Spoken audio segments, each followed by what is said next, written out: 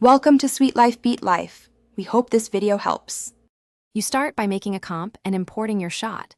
This lets you test bokeh without altering originals. Once the duplicate is ready, convert it into a blur source by precomposing the duplicate with Move All attributes. Then add a solid that will become the bokeh map. This gives you a separate channel to control highlights. Make sure camera lens blur is on the solid and set Blur Map to the pre-comp you just made so bright areas will drive the bokeh shape. Now focus on shaping the bokeh.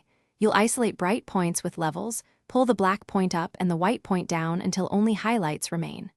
Once isolated, soften the map slightly so bokeh edges aren't harsh. A subtle fast box blur works well.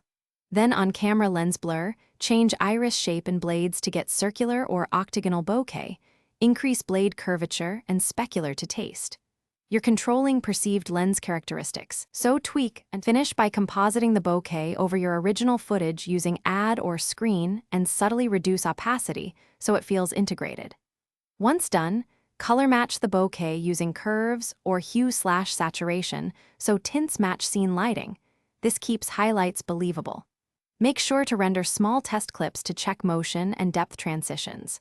If you see harsh halos or pixelation, lower the camera lens blur radius and increase the blur map softness.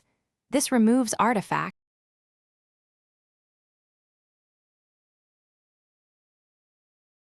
Thanks for watching. Consider subscribing if we helped you.